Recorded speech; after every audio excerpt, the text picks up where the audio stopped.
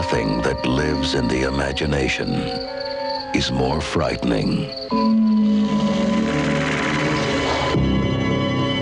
than the terror that lives in Castle Rock, Maine.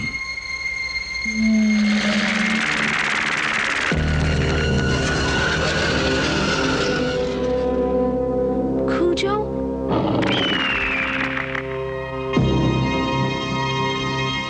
Cujo. Can he get us in here?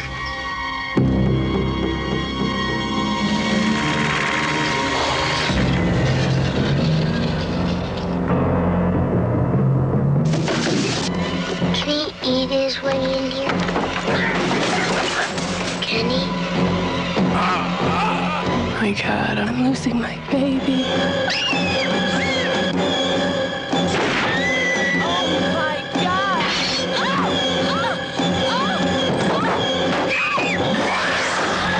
From the novel by Stephen King comes a startling vision of fear. Please, God, get me out of here.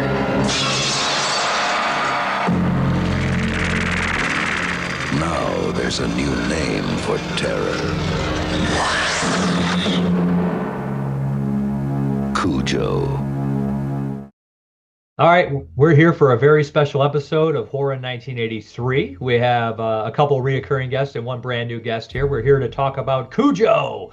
That's right. First up is Dave Z from the Exploding Heads Horror Movie Podcast. He was also on the 1980 show for The Shining, another Stephen King adaptation, and he was in 81, he was Friday the 13th Part 2, and 1982, he's in Friday the 13th Part 3. He did those episodes. So what's up, Dave Z?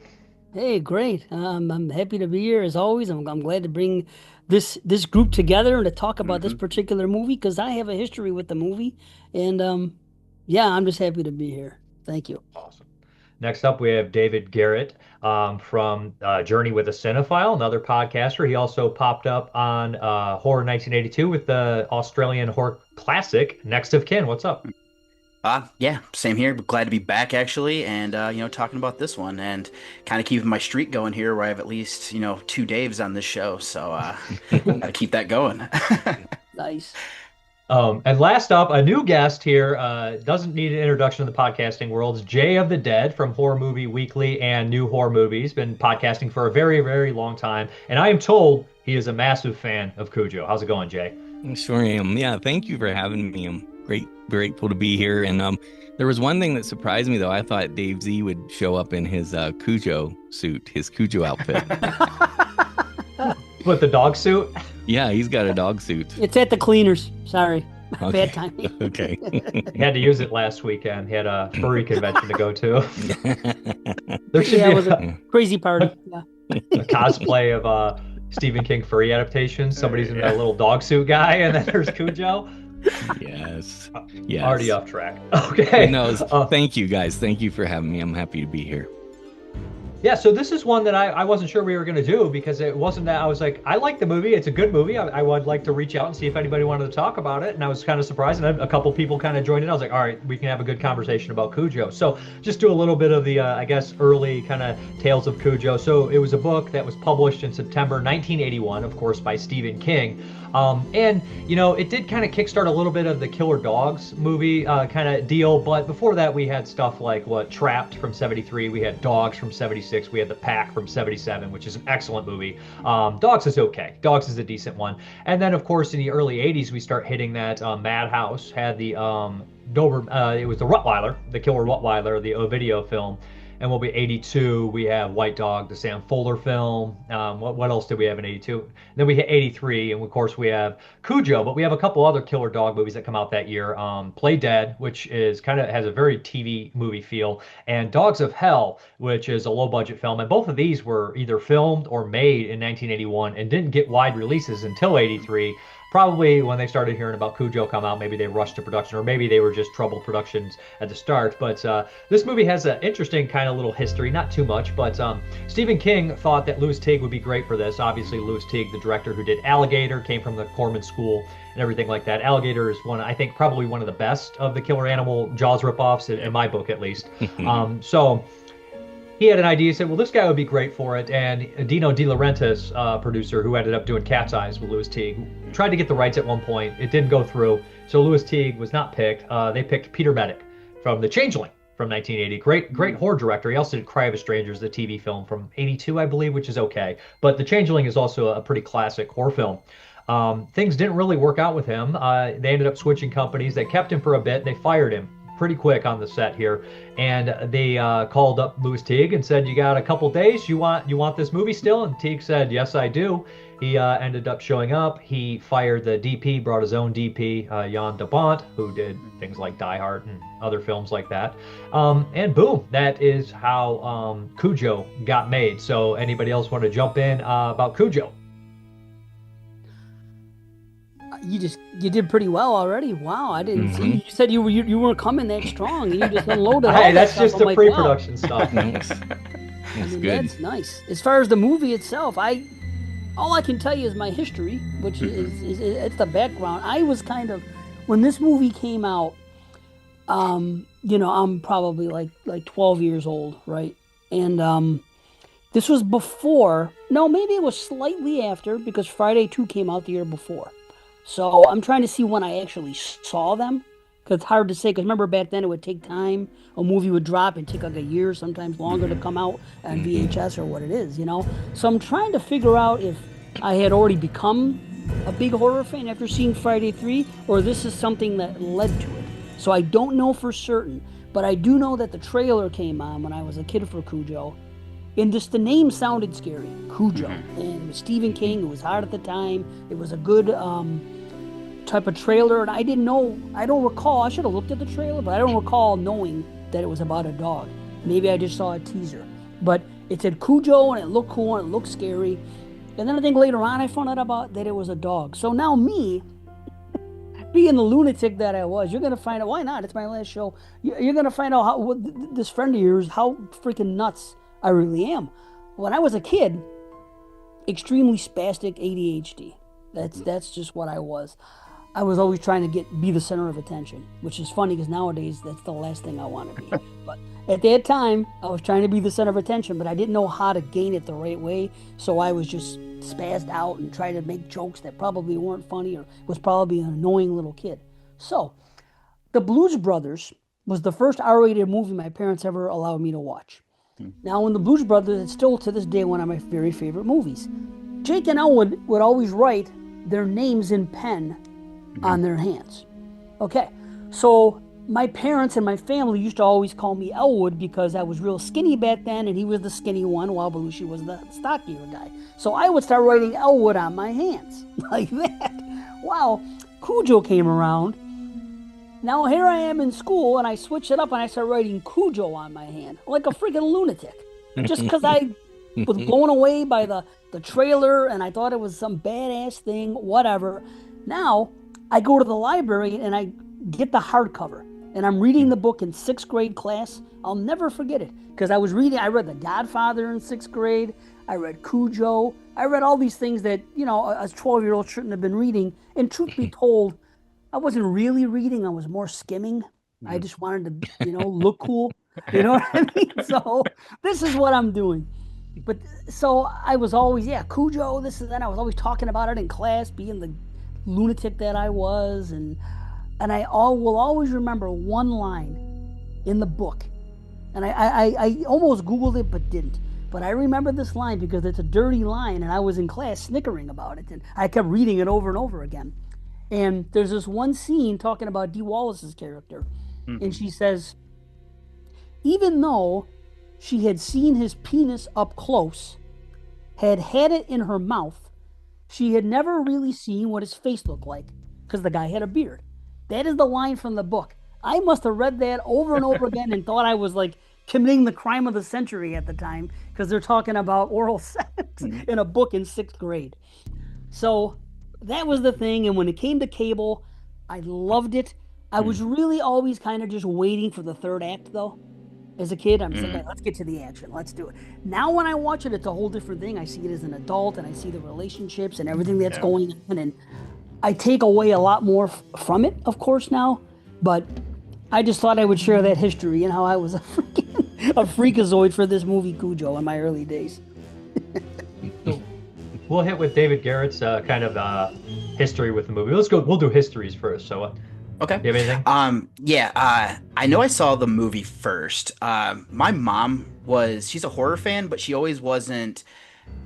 Hers was kind of hit or miss on the ones that she was kind of into. So we actually rented this from the video store. So that had been one that we kind of watched as a family. Because I know she had read the book, I believe, growing up. And I actually read the book myself in high school. And kind of like you, Dave, is that my history with it, it's interesting as a kid watching this. You're waiting for like the dog stuff where they're trapped and everything like that. It is so much more interesting now watching this as a parent, because I feel myself like, well, I mean, if I'm trapped in a car like this and either of my kids are with me, I'm going to just be absolutely terrified. And there's some interesting stuff I'll bring up later when I was watching some of the interviews with Dee Wallace, with some of the stuff that she was talking about, how her and the little boy, when they were kind of setting things up, that you can definitely see as a parent that when you're younger, it might not hit you as hard, and watching it now, it definitely works that way. So yeah, this is one that I've seen throughout the years. My enjoyment kind of has gone up and down just at different times, but this last watch actually made it probably the highest I've ever been on it. So I was actually glad to, get that chance to revisit it. Nice. Jay? Nice.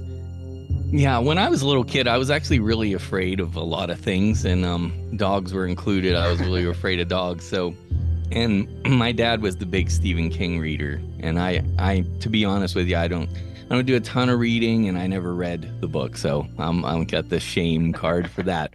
But even so, I was afraid of this movie too for a similar reason that Dave Z said, because the name was even scary. It's like, ooh, Cujo, like so. Anyway.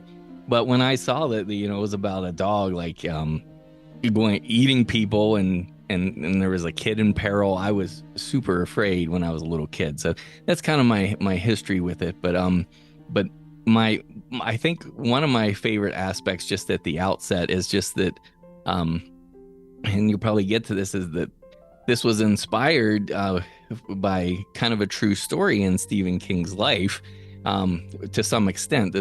And I love anytime a horror story comes from something that could happen in reality, because that's what freaks me out the most, especially when something could happen to you and through no fault of your own, you just are befallen with peril out of nowhere because the world is dangerous,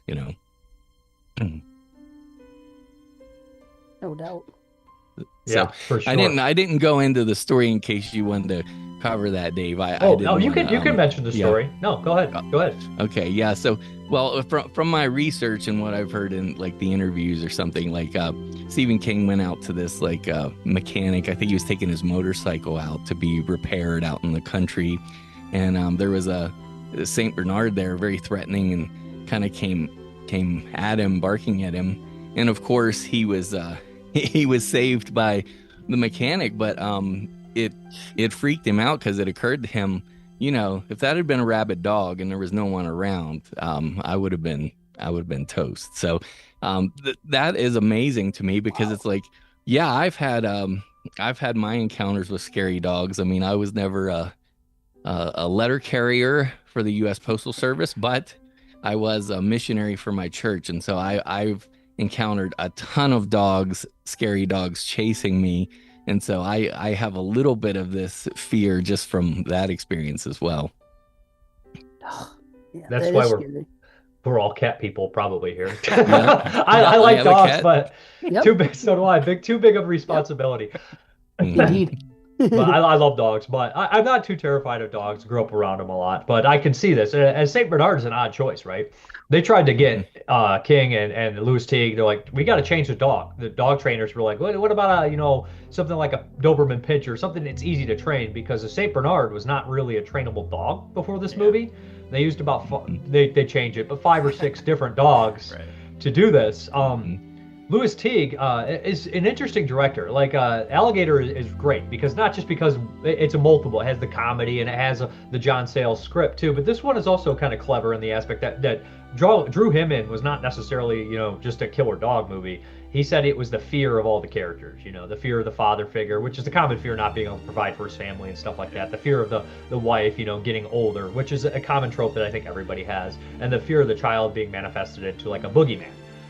The one element they did cut out of the book, which I do think they should have, was the whole idea that, you know, the reincarnation of the serial killer from Dead Zone inside the dog. Because when I went through this book, I didn't even pick up on that. I didn't even register that's what they were trying to do. It wasn't very good in the book either, to be honest.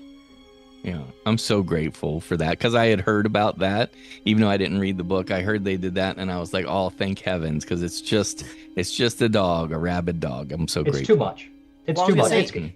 There's something added to it in that I saw the line in the credits at the end where it's saying how like this was a good dog, and it's like that makes it even more terrifying. Is that everybody, like the little boy who's the actual like true owner of the dog, is saying like how good he is and how nice the dog is, and then there's that terror that this rare occurrence of him just getting bit by a bat turns him evil, and everybody that knows the dog is like, oh yeah, he said like that dog's not gonna hurt anybody, and that change makes it scarier. Yeah, that's kind of a genius part about it, because there's a big chapter in the book at the very end when it says Cujo was a good boy. He didn't want to hurt anyone, and you actually get in the dog's head and stuff. Like, I mean, it's rabies. It's like mental illness on a person. Like a lot of times, not everyone, but a lot of times people can't control their actions, unfortunately, and dogs are no different to that aspect. So I think we should talk a little bit about, I guess, the pre-production. I did stumble on some weird things. So this was originally listed in Fangoria, like pre-production. Somebody was on set and they said that it was being filmed in Mendocino, which is the same place in California where Dead and Buried and The Howling were filmed. And Dead and Buried is a great horror mystery flick, one of my favorites. Yep. And it was made to look like Maine, but it is California. I don't know how the hell they did the East Coast for the West Coast. I don't know if it's Maine, but the East Coast for the West Coast, but they did a hell of a job in this one as well. But digging in deeper, it looks like it was filmed in Petaluma. So it was never actually filmed where they were saying it was, and I just don't understand where there's that big detachment. I'm sure other people could dig into the mystery, but it also credits the character of Steve Kemp as Steve King, which is clearly a mistake. But it says that the Camper character, Joe Camper, was played by William Sanderson, which it's Ed Lauter in the movie, and William Sanderson's a good role for that, being in stuff like Fight for Your Life and Blade Runner, and kind of always really good at playing like a little hick, which Stephen King has an infatuation with putting in his books and films. But Sanderson is a strange choice that it's listed that, and it's in the Fangoria 24 article, but couldn't really find anything about that, and I don't know if it was the original casting with Peter Medic, because they said they kept the cast. But maybe he walked. Maybe he was like, if they're cutting out Medic, I'm out too. They have to find their own Ed Lauter, the whole Joe Kemper. But I don't know if you guys. But besides that, I guess we'll just go into like the making of the movie. It's just a little bit like just the cast and crew and stuff. So we have Louis Teague, of course. We mentioned a little bit of him. Solid director. Probably wish he would have done a little bit more movies, to be honest. Anybody want to mention any Louis Teague things? Yeah, I mean, you mentioned the horror stuff already, but he also did a couple other things I liked. Jewel of the Nile, of course, Navy SEALs, and then for speaking of hicks and rednecks, he did the Dukes of Hazzard reunion in 1997. Yeehaw! So there we go. He's like one of those. There's always horror directors out there who did like 2, 3, 4 horror films, and they're all really solid, but they don't ever get credit. Like Fred Decker's another one, or even Anthony Hitchcock's. They have like 3 or 4 decent movies, and nobody brings them up. And I think Louis Teague's movies are better than Anthony Hitchcock's, but you know what I'm saying, right? It's just that kind of element. Or even who's the guy who did Paul Lynch is another one from the early '80s who did like Prom Night and Humongous and a couple other ones, Cross Country. Solid movies, but just not considered like a horror director. I think that the music is really good. It's Charles Bernstein, who of course did Nightmare on Elm Street. Very underrated score in Nightmare on Elm Street. I think that's probably the most underrated aspect of that movie is the score. I think it's terrifying, to me at least. Even if you don't like the movie, I think the score is top notch. And I think the score is good in this one, and it has that kind of TV quality where you put your guard down, like something like Don't Go to Sleep, which is a TV movie that like kind of sweet, like dog coming home from the field music, and you're like, okay, and then like it picks in and it's scary, and you're like, oh, this is really complex, very professional score. I think it works well with the movie. And Dave, just to chime in on that, I love the French horn in that because Cujo has his own theme, similar to the way Jaws had a theme. When the shark shows up, you get the dan it. And so Cujo, even in the beginning, has that French horn theme to signal his arrival, which I love. Mm-hmm. Oh, that's cool, man. I'm not sure if they do scores quite like that anymore, where characters have motifs and themes. Like, even if one of my favorite movies, Day of the Dead, you look at it, everything has its motif. And they're all the same kind of score, and then they'll change it around. It has like the Calypso thing, and then they'll switch around the military theme in the background for those characters. It's like, oh, these are like real people doing a professional score. Now it's just like, I don't hear it. I don't know if my ears are bad, and I just don't have any more room in my brain. But I feel like scores were just a little bit more, I guess, classic in the day. Mm-hmm. Yeah. Absolutely. And that leads me to, like, as I'm watching this movie, and like if I'm giving it a number rating, I think about like movies for like the past like 10 years that I would give the same number rating to. But as I'm watching this movie, I'm like, maybe it's just nostalgia. It could be just that. But it just seems like movies like this are more prone to revisit more than a movie that I saw in like 2016 that I gave the same rating to. And I enjoyed it, but I never find myself, I'm going to go back and watch that. But for I don't know if it's just the style of films in the 80s or something, just the whole presentation. It could be just nostalgia. I think about that all the time. Like, is it just me? Am I just favoring the 80s because of my age and everything else? And I don't know, but it does seem like, I don't know. What do you guys feel about that? Because not everyone's exactly my age. I don't know exactly when everybody saw how old they were, but is this just me with nostalgia, or do you guys agree about older films having, I don't know, just that they're more, you want to revisit them more. They're more of a comfort film. Is it a comfort film because how many times you've seen it and the age you saw it? Or is there more to it? I don't mean to sideline us, but, I think it's an interesting thing to bring up, though. Like, it'll be curious to see how I feel, like, when, down the road where, how I am, like, my age now to how, like, when Cujo came out, to see if there's any of that just kind of happens over the passage of time. It does make me wonder, though, how much of, like, this more digital production is that there's less that goes into it to kind of put out the product that you're talking about, where, I might rate a movie the same that I would rate Cujo, but because there's just more effort that I know, and you can kind of feel it sometimes when you're watching older movies, that it makes me do think that, like, I still might go to these, even ones that are even older than I would ones that have come out 10 years ago, or like, will I be looking at 2026 the same way I do 20, 30 years down the road if I'm still able to watch movies and kind of feel the same way about things? So. Right. And you think for Jay it's different because it's just like, when you made the list for me, it was your number 3. It was your number 3 horror movie of all time. I don't know if that still holds true.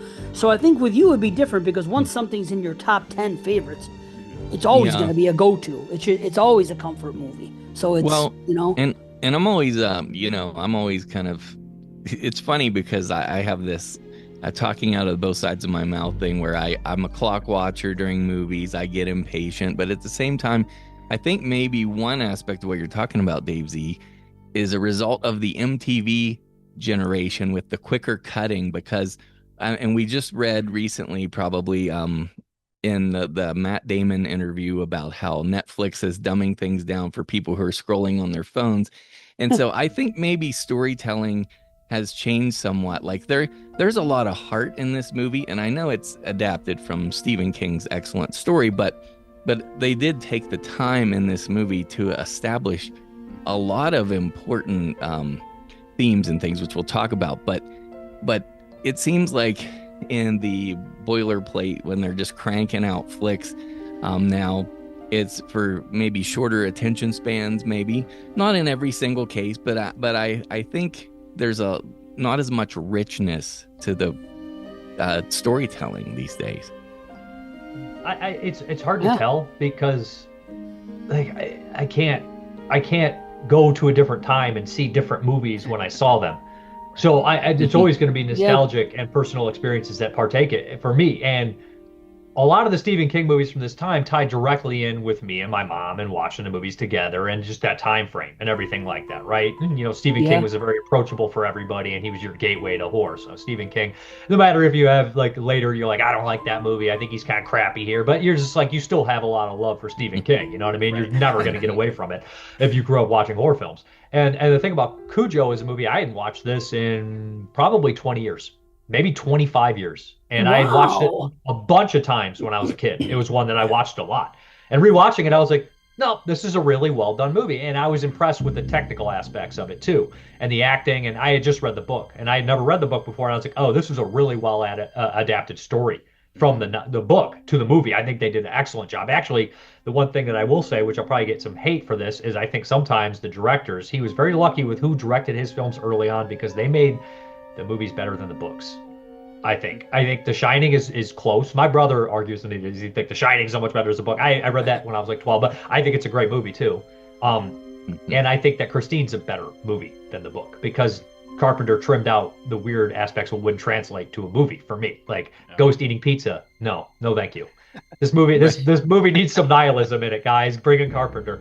But that's what I'm saying. Like, so I think that this, and I do think the good book is good. And the last paragraph of the book, the last chapter, broke my heart. Like it stung. It was a really, really well done grief moment. And I think that it was coming from someone who understood grief and that idea that it was horrible, and then one day it got better, and you're like, oh, that hurts, because the book ending is infamously different from the actual, which is one thing. But no, it's impossible, I think, for us to say it. We can always theorize why, but it comes down to also film. I think film looks better, and I could blame social media. It's going to be a get off my lawn moment, but I think that social media makes everything disposable. I think everything is made disposable now, and I think that there is too much cynicism in everything, especially American products. Everything is cynical, and it can't be sincere. It has to let you know that it's in on this could possibly be stupid. Everybody's too scared to show their true nature and show a movie that's sincere. That's why you'll watch a lot of foreign movies and they never got the memo. That's why, like, even if the movie comes across like stupid, they don't know it. They don't care. They're making the movie, they're pouring their heart and soul into it. But a lot of American movies, everything is so fucking cynical now. Or it has to be a cynical or a parody. And they might be clever and great, and I think we do with those movies very well, but I don't think that movies are that sincere anymore. And I think Cujo is a very sincere movie, You know what I think? The Dee Wallace character, I think if this movie were made now, I think that she would be hated on more for having the extramarital affair. And I think that they would also play upon the relationship between the mechanic and his wife, where it's slightly alluded to that he may be abusive because she seems a little nervous. I think nowadays they would paint it with a broader stroke, and they would go a little too extra, I think, with both of those characters. And I think that would take away from it, because I always say that I like shades of gray, because most people are shades of gray. So it's like in this movie, you still have this sympathetic character, in Dee Wallace. You know that she's done wrong. You know she struggled with it, and you know that she says, okay, enough is enough. So you don't hate on her. You say, okay, this is a human being that made a terrible mistake. And then you see moments later when she's in peril and she yells at her kid, and then she pulls it back and like apologizes. And the same thing happens at one point with the father when he's fixing the car. The kid's asking some questions, and he kind of gives him like an answer that's a little bit of, snapping at him a little bit, and then he kind of reels it in. See, I like that, because that's how most human beings are. And I think nowadays in movies, you don't see a whole lot of that. And when you do see it, people don't know how to deal with it. I noticed. They're like, oh, these are some of the worst characters I've ever seen. I hate that. Yeah, because people are kind of like that in real life sometimes. Everybody thinks they're a saint when they watch a movie, and they're like, what's the word? You I wouldn't do that. It's like, how do you know, man? Everybody in Dawn of the Dead, they're like, I'm Peter. It's like, buddy, we're all Steven. Everybody's Oh, yeah. Steven in this movie. Yeah. No, none of us are going to be that good at shots, and we're lucky we can fly a helicopter. You know, some of us might even be Cooper from Night of the Living Dead. Okay, it's a bad situation. We're not all going to be angels. But no, I do like that. They're well-rounded. I don't care if they're good or bad people at all. I care if they're interesting. If they don't interest me, then I think they're bad characters. If they're boring characters and not interesting and flat, then they suck. You know what I mean? Yeah. Like De Niro lived his whole entire career off playing assholes. De Niro's never a good guy. Even when the people like worship the characters that De Niro plays, and he's like, he's actually a really horrible person. Do you know this? Right. Like King of Comedy, he's just horrible. He's so entertaining though, or anything he does. But it's just like, and I don't hate Dee Wallace. I'm not. After you hit a certain age, nobody's perfect. I mean, like you can understand what happened between them, you know, and nobody's innocent in that kind of relationship. And Dee Wallace is the heart and soul of this movie, 100%. Yeah. Most underrated scream queen of all time, I Yep. think. Yeah. I think so. And dude, this performance. I'm not Yes. saying that she's Sally Hardesty, but I am saying that she's overlooked because she goes through some stuff, and in the last like 15, 20 minutes, I'm like, man, she's really acting here. This is really good, and nobody ever mentions this performance. I think it's a very underrated performance by her. Incredible. Yeah. And her career too up to this point, right? Hills Have Eyes, 77. Then what? She had The Howling, 81. Yeah. And she had E.T., 82. And she would do this. She would do Critters. She would do Popcorn. So, I mean, these are all really entertaining or great films and good performances. I think she does a really solid job up until like certain points. I mean, she's never bad, but those performances are great. Like, and especially Cujo and Howling, she's great. I can't really think of a bad job. And Hills Have Eyes is another one that they put everybody through the ringer in that movie. What a terrible time making that movie, I'm sure of it. Yeah. And she had a resurgence. She came back, and she's had some good roles in the last like 10 years. Yeah. You know, so She was in that's the great to see. Much like Barbara Crampton, for that matter. Yeah, You know? and they kind of have same vibes. Both underrated, I think. I think that Dee Wallace is probably a more classically trained actress, I would say, maybe. But That's fair. But Barbara Crampton is still really good. I've never seen her do a bad job. True. Agreed. We could talk about the cast a little bit. We also, the father is an actor who just is in a lot of TV stuff and other things like that. Not somebody that I'm too familiar with. I do think his performance is solid and decent enough. He looks very much like your generic 70s, 80s kind of, you know, non-mustache father, but a father nonetheless. He's interesting because before ever seeing this, my mom would, like, we had DirecTV, so we had like the SoapNet channel. So she had watched Ryan's Hope, the soap opera, growing up. So that was my introduction to who this guy was, and then seeing this movie. So that's always just the one thing that sticks out to me with his characters is that, man, this guy cut his teeth on this soap opera for a good portion of his early career. Wow. I didn't know what he was from. He looks extremely familiar. So I want to say like I've seen him in some other things, but he could also just have one of those faces where he looks like somebody else. I don't know, and I should have looked him up before we came on, but I got sidetracked with some nonsense, but I was going to. Yeah, he looks like he would have been in Knight Rider. I can buy that for sure. He's like, I guessed it in episode of Incredible Hulk, the A-Team, every show from that time. But I like him. His He's character. good. Yeah. Like, I really feel for him because he does hold it together considering everything that's going on. And, you know, when he leaves and then she runs up to him and says something, I just want you to know it's over and this and that. And he's like, and he does his best. And then there's that moment later, I don't know why he didn't get the car fixed. And I'm thinking, do you think because of everything that was going on, he intentionally did it? I don't think he would intentionally do it because it's his wife's and son's need of transportation. I just think maybe he was so caught up in everything going on in his personal life that it just kind of slipped his mind and wasn't priority at the time. But I really did feel for his character. I'll say that. It's funny, we never actually talked about the description of this movie, but I'm pretty sure everybody knows what it is. But we can mention the child actor was somebody who wasn't in that many films, but does a tremendous performance, I think. Danny Pintauro? Yeah, who's the boss, man? Yeah. Yeah. And he is great in this. Yeah. When he's hyperventilating, boy, I saw it as a kid and it freaked me out. To this day when I watch it, something about the way he clenches and goes to his neck and all that, it just seems he does a really good job. Like I haven't seen someone do it, but I imagine that's what it would look like. You know? And I'm pretty sure, you know, from what we've read and heard in the interviews, there was a little bit of traumatizing happening to the child actor there because Dee Wallace kept having to talk him down and be like, remember this, we're just acting, we're just pretending. And then they'd do the scene, and it was so intense that he would genuinely get scared. And I think you can see that in the film. For sure. So. Yeah. Reminds me a little bit of Danny Torrance in The Shining, when he's like, does that whole... True. Yes. Like it's I guess we'll mention Chris Stone a little bit here, who is actually married to Dee Wallace, and they it's kind of a weird, he's an intense character. In the book, he's even worse. He's a horrible person. They cut a lot of the stuff he does out in the movie, but they suggest he trashes the house and stuff. But he just has from The Howling to this, I don't know what it is, but that 2 years must have been rough on him, because his face he looks mean. Doesn't he even look like a drunk in this? Like he's just been sitting in a bar for his whole those 2 years drinking. He just looks meaner than shit in this movie, and it's pretty solid performance as well. Yeah. I didn't know that was him. I got to be honest. I That's didn't Chris recognize Stone him. from The Howling. Wow. Lucky. Wow, that's wild. Okay, I think you're right. He looks rough, don't he? I mean, not like bad looking. He just looks mean. Yeah. Yeah. Jeez.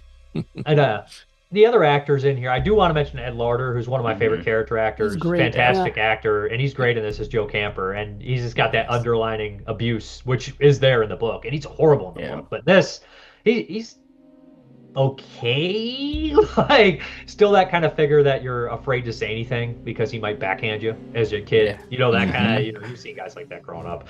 But no, a fantastic actor. In Magic from '78, great performance in that. And he's an actor that, he kind of has a tough guy bravado about him, but he's gone some really weird places. If you watch like Lolly Madonna, he's really weird in that film. He's really bizarre in Death Hunt with Charles Bronson. He worked with Bronson a few times. I think he's in Breakheart Past, he's in Death Hunt, and he's in Death Wish 3. And Bronson wasn't the easiest guy to get along with, from understanding. But so Ed Lauter and him were buddies. He's also in The Longest Yard as a great character. He's just a really strong, great character actor. One of my favorite guys. Always happy to see him pop up. Yeah, for sure. For sure. And even his buddy Gary had kind of a small role, but Mills Watson, I think he's a good little character actor too. I liked watching him in this, even though his role was pretty short, pretty small. He's great too. His character in the book's pretty good too, and they bring it out a little bit, because his character is like, he's like, my dick only works half the time in the book. He goes this big spiel, but when the dog comes after him and he says, I don't give a shit. I don't give a shit. Like that. That makes me laugh. I don't know why, but it that's does. His character in the book. He's just a guy who's ready to die anytime. But nobody wants to be killed by a St. Bernard, no matter how ready you are to go. That's a bad way to die. Yes. Yeah. But That's just sure. like, and then I think the last kind of the wife is great, but she's only got the 1 or 2 lines. She's 100% looks like a battered wife. Perfect. Yes. Yeah. Yeah, she nails it. Even like that one scene, like before they leave, and the kid's worried about Cujo, and she's like, don't say anything, it's going to turn into something. I know exactly what she's talking about. Just leave it be and call when you get there, distance yourself. She does so well. It's very believable. Yeah, no doubt about it. What's interesting there too with that is that she bought that piece of equipment before bringing up that she had won the money, and then that she wanted to take this trip. So like, that's just a clever way to show, and like, without going too much into detail, that she's probably battered, because she realizes like, he's gonna get mad about this, but I know if I have this in place, he's probably not gonna say no. And I just love that she's thinking 4 or 5 steps ahead before anything can happen. Yeah, for sure. And he loves it. He's like, yeah, go. I'm going to go off and do my thing for a week. I'm going to go to Boston. What's he say? Beers, booze, and baseball or something, or whatever that rods, beers, booze, and broads, baseball. and baseball. Yeah. He can't wait to get out. He's like, yeah, okay, you go for 10 days. I'm going to go for 7. See you when you get back. And they got Billy Jayne, right? Dane or whatever. He's just he's an actor that's in a bunch of stuff. I think he was he Billy Jacoby at one point, listed and credited. I can't remember, but he's in Bloody Birthday, which he plays That's Curtis. him? That's the kid? Yeah, the boy? he's the kid with the glasses. He's great in that. He's also in Nightmares from this year as well. Wow. Small role. Man, he's in like 2 or 3 horror movies from this time, and I feel he's in the beginning of X-Ray, the hospital massacre. He's the young boy, just a good little character actor. I wonder if he does the convention circuit. I bet he'd clean him up there. Yes, everybody's signing their bloody birthday cards. Sign my pistol. I brought a gun. Will you sign this? No, but it's just a small little role. I think the cast is really strong in this movie, and then you got Jerry Harding. who is another character actor, and looks like some of his scenes were probably cut because he's a cop and he's only in it a couple scenes here and there, but he's got a very memorable look about him. What was it? He's in Mysterious too, and he's in one that I watched. I think it was the stage play version of what is the Alan Arkin movie? What is the one? I can't remember. Wait Until Dark. Wait Until Dark. Yeah, there's a TV version with him and Stacy Keach. I think he's in that one, if I'm not mistaken. Maybe my brain's failing me now. But yeah, he's a good character actor too. So we covered the cast and crew. I guess, is there anything else we want to mention about the movie in whole? I guess we should mention the dog itself, the performance, and how terrifying and stuff like that. Mm-hmm. Wow. Amazing, huh? It was really difficult to film mauling scenes with a dog. I mean, especially because St. Bernards typically aren't. That's another reason they weren't really keen on using St. Bernard, because they're not necessarily known for being malicious, vicious dogs, right? Because they're actually rescue dogs. So, but yeah, I mean, I think those attack scenes in this film are done really well. They're pretty credible looking, I think. And at one point, one of my favorite shot is it's like probably like a medium shot or whatever. It's kind of from the porch of the house, and you see the dog up against the driver's side window, and that dog looks huge next to the little Ford Pinto. It's amazing. Man, I didn't know that there was a guy in a suit for some scenes until like over the last 10 years there was like some picture going around on socials, and they were showing it, and it was the guy with it's his real head in the suit, and I was like, man, I mean, it could be because I was young, so now I'm kind of looking for it, and I see a couple scenes where the dog is big, he's huge, and he does great, and I don't know how they were able to do some of those mauling scenes, because that is the normal sized dog. I was able to see like a scene or two where I'm like, okay, that's where it is, because there's one scene when his head is like almost the size of the freaking driver's side window. It is just like a close-up shot, but other times when you see the dog running around, it's not quite that big. He's still a monster. So I'm able to pick out one or two scenes, but the beauty of the whole thing, and then the way they shot it and the dog's performance is, anytime an attack is going on, it looks 100% legit to me. So, man. There's one nitpick, though, and this is really nitpicky, and I love this film, as you guys know, but there are a couple shots when you see the real dogs, the real dogs they use, where the dog is wagging its tail, and dogs that are attacking do not wag their tail. They're not happy, So that's really endearing, the couple of shots that you see in there when he's wagging his tail. But see, don't they? Here's the thing, though. As I'm watching the one scene when he attacks the guy that says, "I don't give a shit," that guy, I noticed that his tail was wagging, but then when he went into attack mode, it wasn't. And I'm not an expert on dogs. I'm much more familiar with cats, even though I've had two dogs. Is it not true, though, that if a dog is anxious or scared, that they still do wag their tail, or no? I'm no dog expert either, but I'm from West Virginia, Dave Z, and all my family members own dogs. Like my whole life raised. That's maybe another reason why I'm not a dog lover and I love cats more. But I'm just kidding. But like, yeah, if they're feeling intimidated or something, they'll usually tuck their tail. Right. But the wagging only occurs in all of my experience when they're happy or they have a nice feeling. All right, cool. That's my 2 cents. Unofficial, animal study here. You've been around a lot more dogs in close proximity than I have, so I don't know. They had to tape their tail down, actually, and it's still wagged a little bit. They did say one of the dogs was a mean dog. Like, they were like, we couldn't get this dog because it was abused beforehand, so it couldn't have any interactions with the people. And so, some of the stuff, one lady got part of her nose bitten off, and they could sew it back on, but one of the stunt women got a big chunk of her nose bitten off, and Dee Wallace got bit at one point because, I mean, they're doing a toy, and they're purposely teasing the dog to get what they want. So the dog gets pissed and it bites you on accident. Yeah. Did you mention earlier how many dogs were used, or do you know? Is there knowledge of this? Everybody says a different number, but roughly 5 or 6, right? Okay. 5 or 6 and a guy in a suit. It's a lot, man. You're right, Dave Parker, about that. They keep changing the number over the years. I mean, for a long time it was 5, and then it was 4, and now, it changes all the time. I don't know why. It's like telephone, right? Yeah. And then it's like you hear a story, and then by the end of it, a guy's telling the story that wasn't even there, and he's exaggerating everything, saying that he was there. He's like, "It was the greatest thing I ever seen." It does seem like some confusion might have been that they had 3 that were really used, and then there's 3 that only could do certain things. So I wonder how much of that.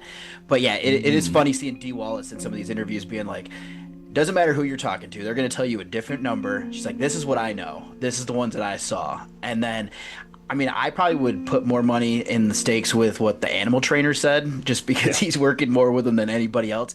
And I think he kind of said the number you did. So that's where I kind of I'm going to run with that one. It's like, who had the idea for the mask in Friday the 13th Part 3? Exactly. Yeah, everyone, it was me. Or the same thing, your Power Woman, Jason jumps out. Whose idea was it? There's 4 or 5 people. Oh, that was me. That was we do know the guy who kept making everybody use the bathroom was the man Cujo. Thought it was hilarious. We need a pee scene in this movie. Somebody needs to be an outhouse. Remember that? We were talking about this. Somebody kept doing that. It's like, what is this? This isn't funny. He's like, it's pee. Of course it's funny. It's like, okay. But it's the bathroom. The one thing I do want to mention is I was really impressed with this one shot. It kind of goes up and it goes over a house, and it's one shot and it lands on the porch, and the dog's like rabbit, and it's just sitting there zoning out and stops on the dog. And I was like, oh man, if that was in a movie today, everyone would be like, oh, it's the best scene I ever seen. That would be immediately making everyone's top 10 for that one shot. But movies back then were like, we're going to have the whole movie's going to be shot like that.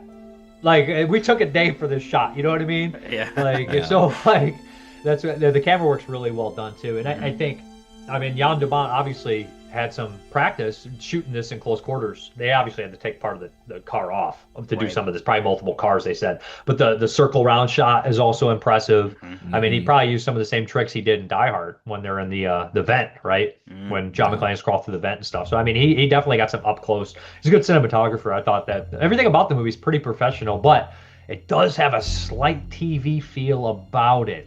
People say you're watching it and you're like, if you missed the credits, which are definitely horror oriented, you would be like, what is this? The TV film Little House on the Prairie or something? Dog's chasing a rabbit, comes home, and then it just turns into a horror movie. It's just I love that. I'm glad you mentioned that opening sequence because it actually, it couldn't be more idyllic. After you get past the credits where it does the title card, Cujo and stuff, then you got this happy dog chasing through this field of flowers and stuff. It almost looks like a Little House on the Prairie scene. Yeah. And that whole thing reminds me of the nope, nothing wrong here. And and it kind of strikes me funny too that and this is such a dad thing, a dad joke, so I'm sorry ahead of time, but the fact that he's chasing a rabbit, that's what makes him rabid. He's a rabbit. And then but he gets bitten by a bat. And one thing we learned from this movie is that Cujo does not fare too well when it comes to bats, because it ends up being the bats that do him in. There are multiple bats in this movie that are bad for him. But anyways, that's good. Which if regarding the bat thing, it's weird how there's a little bit of a vampire undercurrent, because my favorite thing about this film is that the themes of betrayal. This thing is replete, and I think that's the biggest strength, is how much betrayal is in this movie. And so one thing that we see in, for example, with vampire movies, when someone is changed, they can go up to their family member, and that's someone you used to know and love and that loved you, but then they're there to get to harm you. And so there's kind of a vampire aspect, and that whole man's best friend concept is in here as well, where the last thing you would expect is your loyal dog. And in that way, it's kind of like a Shining equivalent, because I think about this movie a lot, because in The Shining, the father of the family is the protector, and so what would happen if your protector was trying to kill you? And same thing in this movie. the protector of the family is this giant dog. Well, what happens if your giant dog is trying to kill you? But anyway, that's just a little bit of the betrayal stuff. But I'll save the rest here for momentarily. Yeah, Just wanted to throw that out. it's really interesting you mentioned that because that got me down a rabbit hole too, right? So it's a bat. You're saying like a bat bit him, so that's like a transfer of vampiric kind of thing because bats aren't typically the rabies carriers. That's not common. It can happen. Any mammal can carry rabies except like a possum. But it's not very typical that a bat would have rabies. And after this movie, everybody's like, "Fucking bats, man! I'm gonna get rabies." And that's Right? Yeah, not I really thought a thing. I mean, I did still too. do. I was like, I mean, I had to get a bat out of the house, and I'm like, hey, I was like trying to get him out like in a Tupperware container so I didn't get bit. But no, and there's another thing too. It's another theme, right? So like you said, The Shining has that theme, right? Where it's no longer your dad. There's something wrong with him. But Pet Cemetery too, right? You take your pet, you bury your pet, and it sucks out what was in your pet's soul, if you will, and what comes back is something else. It's a demon, therefore, some sort of ancient cursed demon that's now in your pet. But it still looks like your pet, similar to a zombie theme or something like that. So like King definitely had these obsessions, right? And thinking of that, do you think King thought it was funny that a bat did him in? Do you think that he was punning? I think he had to have. Probably. Yeah, he had to. He's a writer. Yeah, I would think. And speaking of funny stuff, if there are two things that make me laugh, well, let me see. I wrote these down for you. When we obviously we can mention spoiler type scenes, right? Dave, Yeah, of course. I just want to make course. sure. I mean, Okay. it's only about this movie, so. Okay, just making sure. So he in the end, when she's got all this slobber and grossness and mucus and dog stuff on her hands, and she wants to get water in her kid's face. And so she's like, she's got her hands in the sink and she's like shoving her fingers in his mouth, which wouldn't hold water very well anyway. But she's in the kitchen where there are tons of cups and glasses. So that kind of makes me laugh that she's doing that for some reason. And then and yeah, the other funny thing was the bat thing. But anyway, those couple of things just always kind of make me snicker a little bit. That's good, man. Oh, the thing also, is, go ahead. The thing is, when you talk about the other King ones and those characters like Jack Torrance and the cat church and all that stuff, I don't feel bad for him, but I really feel bad for Cujo. And now when I watch it, it affects me that way because you can see it. He's a good dog, and just to see it, it's like what you said. It was like a mental illness type of thing. I guess when I was watching, I was picturing a possession. Same type of thing, because I got the horror perspective on it. It's like, so it's like seeing Reagan get possessed or something. It's really sad, like to watch this, and throughout the movie, I find myself more than ever just having sympathy for the dog, especially the one scene, which is kind of heavy, I think, when the boy goes out into the fog and the dog just eventually it like turns its back on him. It doesn't attack him, but it's just like okay, and he just walks away like gingerly. I'm like, that's it. He's done with them. He's done with the family. That's the end of it. I don't know. It isn't like, doesn't make me upset, but I do sympathize with him. I'm like, that's sad. Like I feel bad for this dog. You feel bad for plenty of characters in this movie, including the dog. I mean, coupling with that is seeing him descend into like the rabies madness, where like just hearing all the loud sounds and everything like that. So like that's what really gut punched me on that walking away scene. Is like they're building that fear that he's going to attack him there, but then turning his back is almost just as bad. Right. Because you know that he's no longer Cujo. Like that's like the last bit of his like the good dog that he was kind of fading away. Yep, not his dog anymore. Yeah, it's rough. Yeah, and speaking of the loud noises, there are a couple ironies in this film that I think are really awesome. Like when the phone is ringing, that it hates that noise because it's like upsetting it and hurting its ears and whatever. Right. And it's kind of ironic, right? Because in horror films, usually the phone ends up saving a character and the phone would save them, but that makes the dog go nuts and want to eat them. So that's kind of funny. And then the other funny thing is, you would expect, especially since there's a couple of setups that allow for this. There's a couple of mailman scenes, and you're like, oh, we got a dog versus mailman coming. Surely there's one in Cujo. Nope, there's no dog versus mailman scene in this. That's hilarious to me. They do it in the book too. They like play on it forever. It's just like, this is just like pointless. Like that scene is so pointless. Like you're like, oh, the mailman's gonna come, and then you're like, nope. It's like we just wasted a bunch of time because the mailman's in the beginning of the movie. They like establish him. He's like, oh, why don't you go to Joe Camper's? Stuff like, exactly. And then all of a sudden he says, doesn't pop back up. You're like, they just did that. It's like it's a clear misdirection. I don't know if I don't have a positive or negative feeling about it. It's in the book, but it's just like a whatever, man. Like you know what I mean? Like it's funny. I think they're defying expectations. I think that's the reason they're doing that, because we're like, oh, he's gonna get the mailman because that's what dogs do. And it's like, nope. I'll get the cop instead. Yep. A mailman would have been better, no question. Yeah. Yeah, it's almost like, you can't. You can, but not at this time. I don't think people back in. Or no, I got to step back again. Kubrick totally did. But aside from Kubrick, I think that Stephen King had so much respect at this time that I don't think a scriptwriter was gonna change things from the book. And I could be wrong. This is just something I created, but it would seem, because he was very hot at the time. And I was gonna mention it earlier when you were talking about the crew and the shots and everything else being so professional. I was going to say they probably had a budget, and Stephen King was on a real hot streak at the time, so you have to expect top-notch things. But do you guys think back then, aside from Kubrick, somebody would have had the cojones to change his script that way? I just don't see it. They didn't use King's script. He wrote a script and they didn't use it.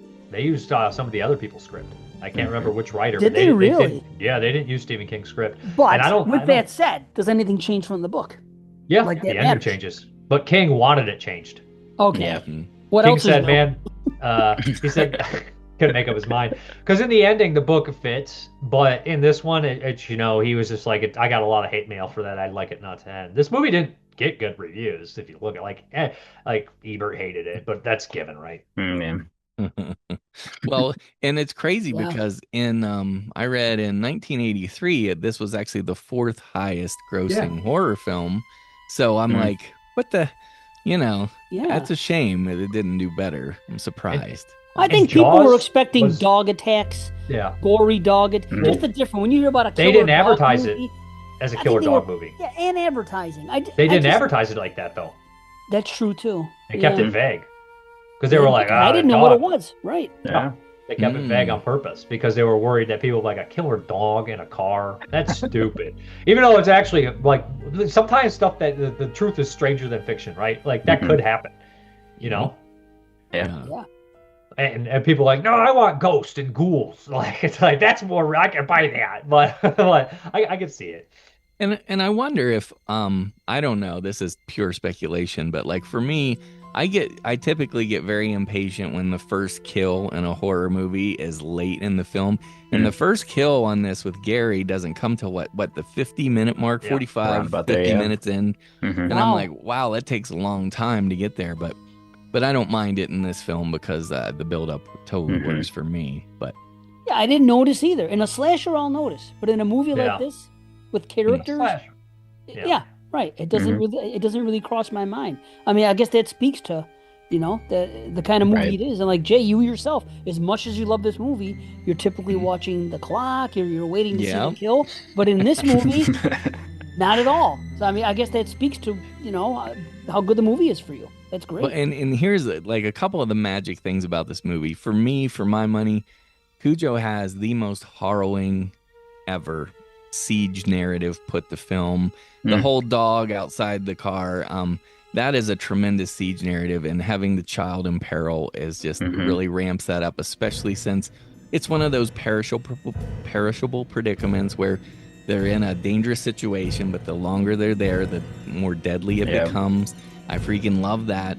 I also love that this entire film has horror in the daylight. Nothing happens at night. Like it's all in broad daylight, like when you would least expect something horrific to happen. And even the affair scenes, which is another part of the betrayals, even the affair scenes, presumably they probably hook up. I don't know if they hook up at night, but probably while he's at work. But we see them together in the daytime as well. So everything is in broad daylight, and it reinforces that, nope, nothing wrong here, but there is something wrong.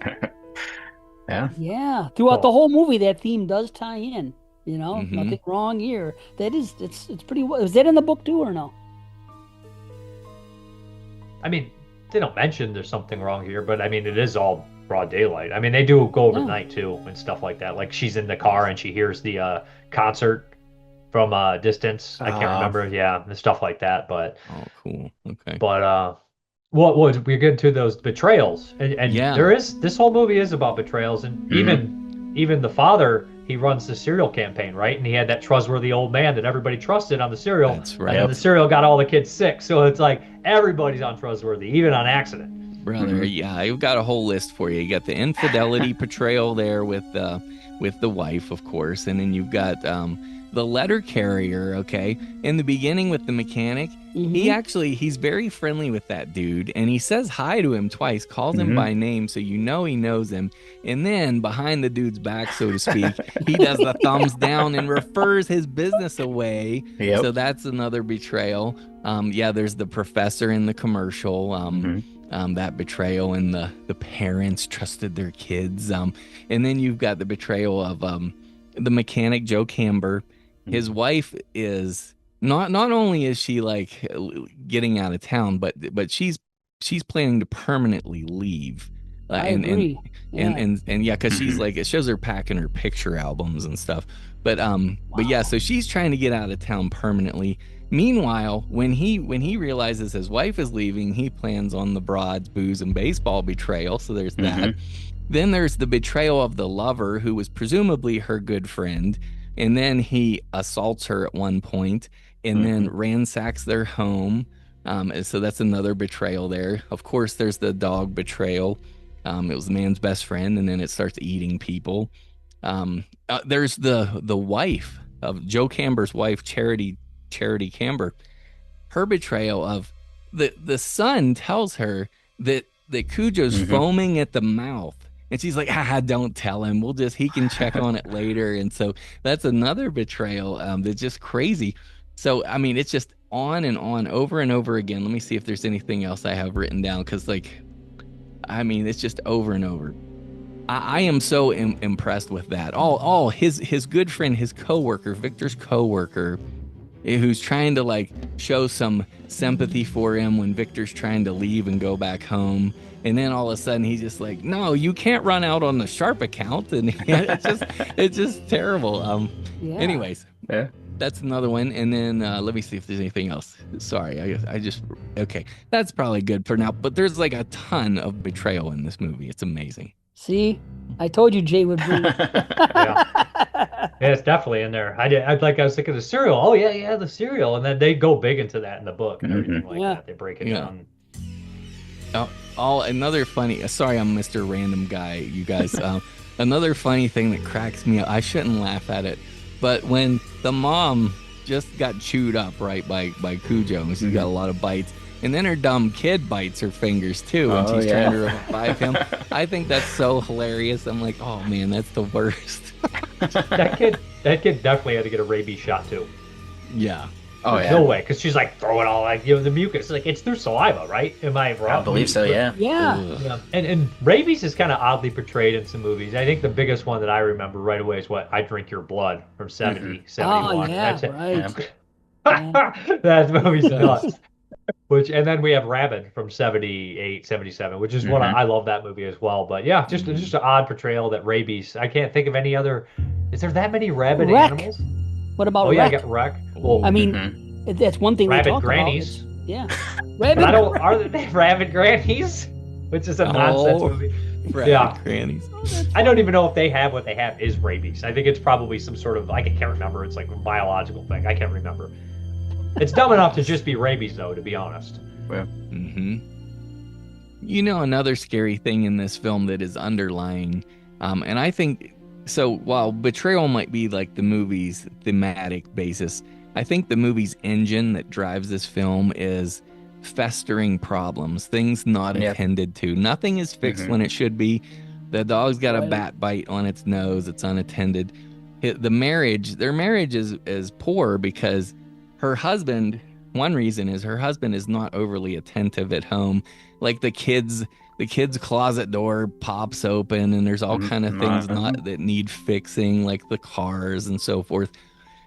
And let's see, yeah, he just avoids problems at home in order to like deal with work. And then Joe Camber, of course, is being inattentive to his wife and what's going on, and Cujo's illness, and just on and on. So there's just the festering problems in this movie. They don't explode; they sort of rot into horror. That is true. No, it's a lot of like they mentioned that Louis Teague was interested in the film because of the fear that all the characters have, right? And these are fears that every, I think, adult person has, you know. The idea of getting old and not being desirable anymore, the idea of not being able to provide for your family because you lose accounts, and a child, the fear of, you know, there's manifestations of the other things around them being a monster in the closet. But every kid's afraid of something like that, you know, growing up. That's just a given. But that little monster speech in here that he has is pretty memorable as well. Like wrote it down and everything. That's a nice touch. I do think the movie would have been much sadder if the kid did die. I think it would have been very much in line with the 70s movie, though. Yeah. Absolutely. I do want to mention... Oh, go ahead. No, after you. I'm sorry. Go ahead. I was just going to mention how, like, the vibe of this looks. He's, like, obsessed with, like... Although these characters are in New England, he always is obsessed with, like, rural kind of hit characters. Like, we make the joke. But, like, when he got the chance to direct the movie, like, he's just like, what am I going to do? Oh, Maximum Overdrive, that story, Trucks, is like 7 pages long. Just make a whole truck stop of fucking goons. Just all sorts of like, just kind of goofy sons of bitches and put them in this truck stop. And this whole movie is that. And I love Maximum Overdrive. I think it's so much fun because of it. It's just like Stephen King. It's Stephen King literally on coke. But it's Overdrive, literally. But yeah, it's just a lot of fun. And I feel like those characters are like these characters just exaggerated, to be honest. Absolutely. Yeah, it does have that King small town feel where people know each other. Something else that's endearing to me. I like that. I think a lot of people feel that way about a lot of the stuff that he did throughout the 80s. And even nowadays, sometimes some movies come out and they do have that feel, and people like to say that it feels like a King film when it's not. It's something that people attain to do. Yeah, see, this movie really kind of does go under the radar, and I think it's because of how hot everything else was. Like I was saying earlier, they was just coming out with hit after hit, and this movie just, I don't know, at the time by comparison, it just didn't have that vavoom or something. I don't know, but nowadays, as we sit here and talk about it, there's a lot going on. I think if this movie was made now, I could see people really loving it because everybody, you know how everyone's like, well, this is this, and you have these type of themes, and you have this going. People love to really dissect, and modern horror does, you know, put a lens on so many different things. This kind of does too, but nobody ever seems to talk about that, except for when I've heard Jay talk about it in the past. That there's a lot going on here, that there's more than meets the eye. Yeah.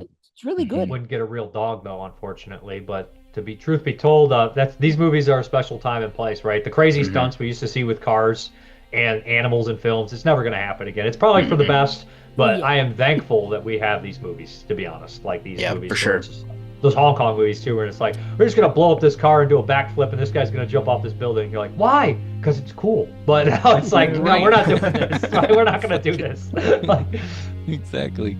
Yeah, did you see that there was a Tom Cruise interview, and I think it was Matt Damon again doing his press tour for his recent movie. He was talking about Tom Cruise telling him a story where Tom Cruise was explaining how he did a stunt, and basically he said, yeah, so I was telling the stunt guy I want to do this, and this, and the stunt guy's like, no, you can't do that. That's too dangerous. And then Tom Cruise said, so I got another stunt guy, and then we did this, and then he just like replaced him because the stunt guy said no, and it's like, okay, you're out. So you just got a less safe guy. Yeah. He's like, what's the guy from The Crow doing? Yeah. Like, I shouldn't say that. Exactly. But I'm just like, it's just the guy who's like, no, it's not a good idea. I mean, Tom Cruise won't be happy till he's dead on a movie set. I don't. Seriously, I know. He's like one of old wrestlers that's just like won't stop wrestling. Like, Yeah. just hang it up, buddy. It's like, I'm trying to die here. Have you not noticed? He's the Terry Funk of movies. What he is. Right. But he looks like he's 25. You know, he's 60. Yeah, weirdo.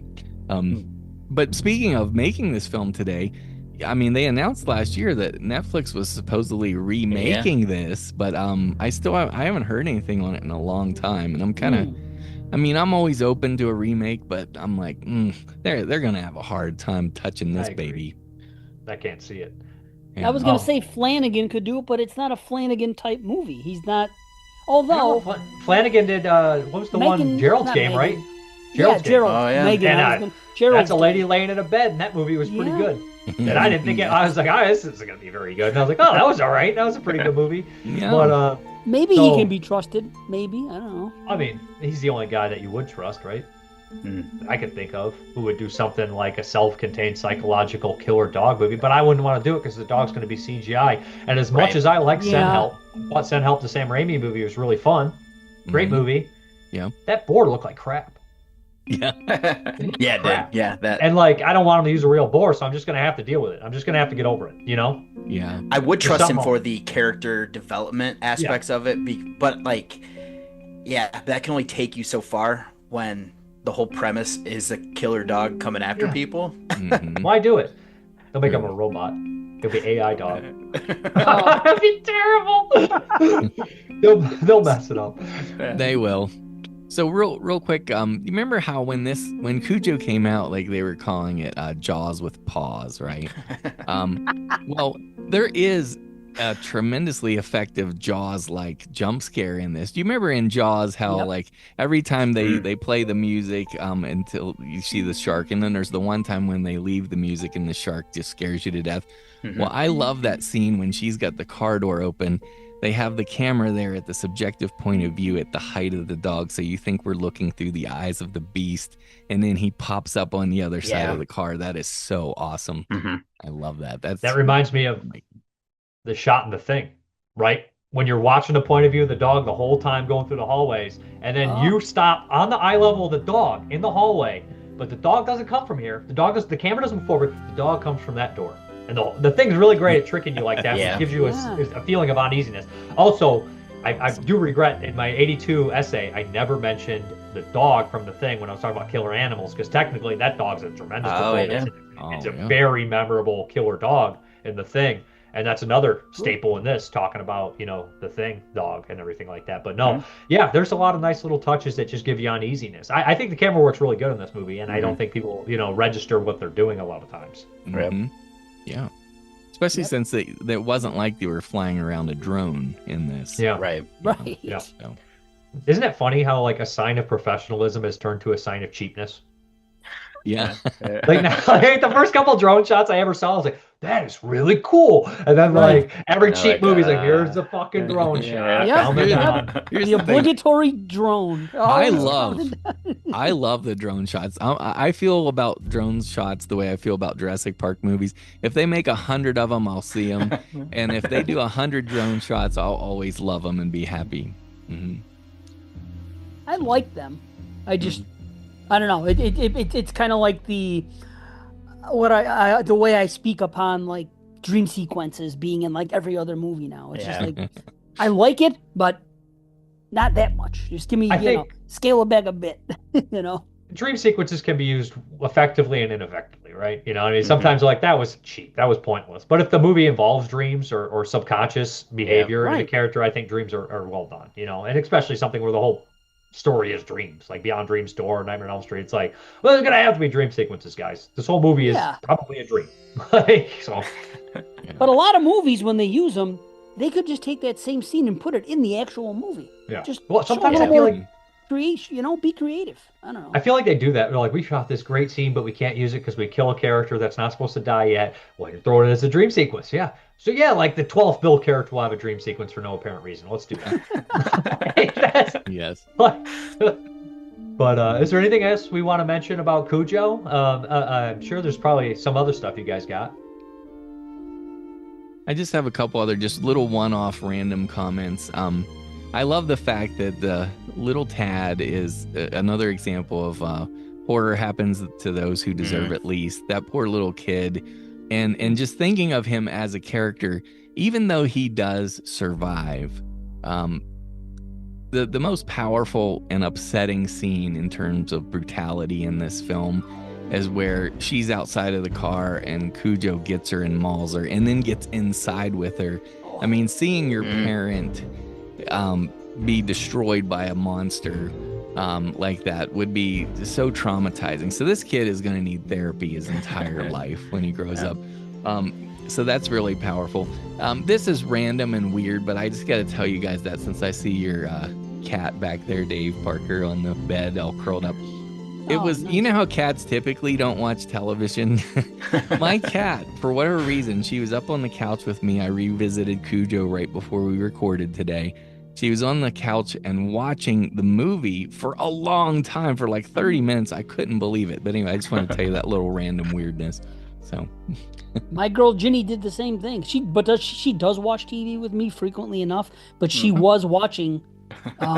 I looked over at one point. She's in her chair, which is next to mine, and her eyes were open. She was just sitting there staring, watching the scenes with the dog.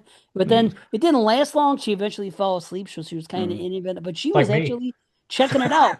Sometimes when there's any animal on the screen, she'll get up and she'll run. She'll get on top of my sound bar and she'll be up there. And, it's a whole thing. She'll get into it. Like, if there's cats, even big cats on the screen, tigers or anything like that, it becomes a real problem in my household. Seriously. Because she'll start and the other ones will come around. But Ginny was watching it, and she tends to.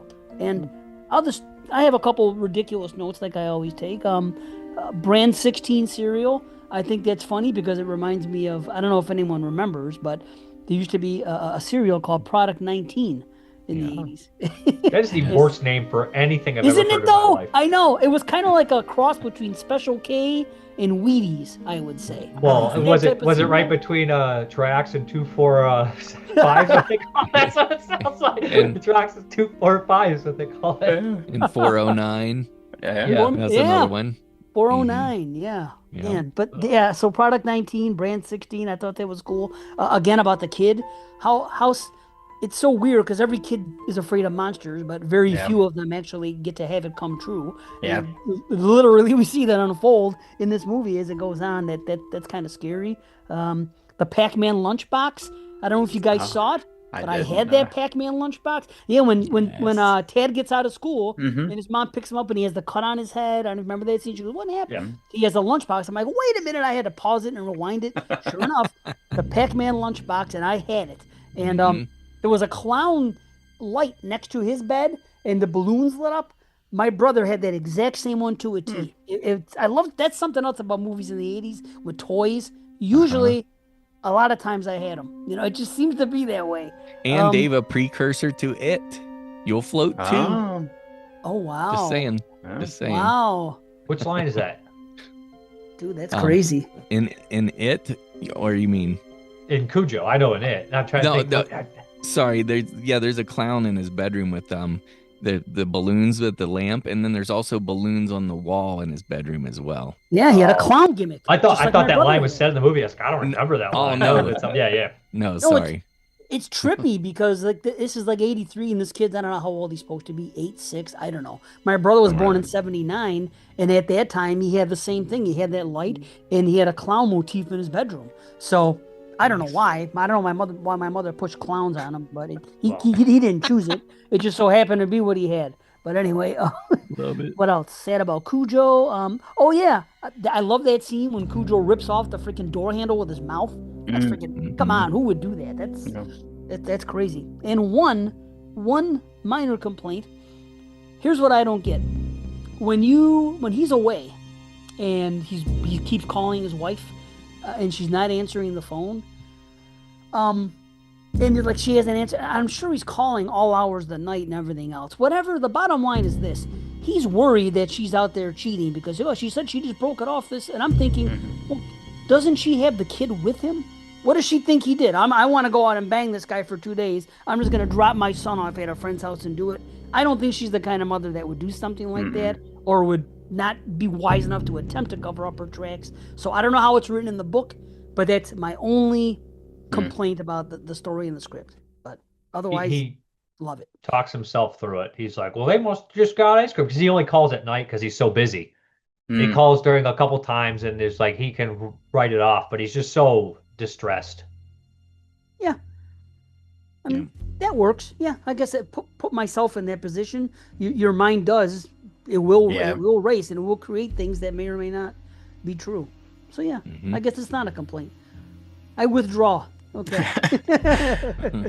And then I just had a couple things. It's already been kind of said, but I do think that's a interesting motif to use about how it starts off with the monster in the closet and then his terror thinking that Cujo is a real monster. That's something clever to use there, especially because children can associate with that. And then the last thing was going to be just the that cool shot instead of doing where they're both in the car where the camera spins, instead of just doing like a 2-shot where you go from like her back to Tad and then back and forth.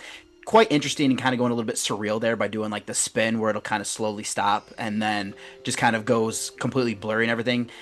Real kind of cool thing to try to attempt to do something like that, and thought it was kind of pretty kind of interesting way to do something like that, especially because you know that they're been in the car for so long already that they're starting to kind of get a little bit delirious with not having water. And then I know I was watching some of the interviews about how it was actually filmed in the winter, so it was very cold, but they are trying to play up the fact that it's summer, so it makes it even more that they're kind of just baking inside of this car. Wow, that fooled me. I thought it was freaking summer Right? for sure. Wow. When I heard that, I was like, I could not tell that this was winter. They played it off very well. Wow. And real quick, if I may, Dave Parker, David Garrett reminded me of a couple things there. When with Tad and the monster in the closet thing, I loved how, and I think we've all done this. I did this as a kid when he was going to shut off his bedroom light. The way they make the distance to his bed look so far away is amazing. That's That is great. Yep. That's a chef's kiss kind of thing. And then I love, there's a line of dialogue where they say, Tad, now there's nothing in this house that's going to hurt you. But of course the dog is outside the house and that does hurt. And then I love when horror movies feature cartoons, and especially when the cartoons in horror movies have something similar to do with the monster itself, because you got Scooby-Doo in the cartoon. He's a Great Dane. But anyway, that's really cool to me too. Wow. That's American Werewolf in London, right? When they show the clip of Mickey Mouse, they zoom in on Mickey Mouse and he's transferring into like a man, a werewolf. So it's kind of like the man monster thing. Yeah. Definitely did that on purpose too. Man, the early 80s, going through these, rewatching them all and putting it all in context. They're really good movies. Yeah. Never have another time like that. I do briefly want to talk about this being the year of Stephen King. And I think this is probably the biggest one, right? Because we got the 3 films all done by pretty prolific directors too, right? We have Louis Teague, who's the lesser of the horror directors with Cujo. We have David Cronenberg with The Dead Zone. And we have John Carpenter with Christine. Now, I know John Carpenter was fired off Firestarter. And that's why he did Christine, but it's just funny. It's like you got fired off a movie that ended up being twice as bad as the movie you made. Like, you know what I mean? Like, it's just because anybody thinks Firestarter is better than Christine. I don't know. I don't know where you're coming from. Maybe you do. I don't know. But it's just the year of King here, right? You got the 3, and then we're building up to this moment. We had Carrie in '76. And we didn't get another one until The Shining in 1980. It took 4 years. So I don't know. He was probably writing books at that time, but I don't know if they were adapted or not. Being ready for the screen. I don't know his trajectory on years when they were published.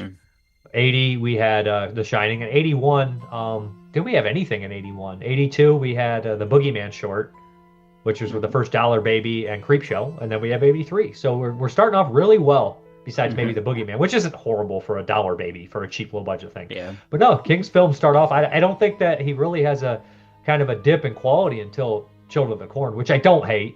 I don't hate it, but I also don't think it's is the caliber of these other movies mentioned. I agree. Yep. Right.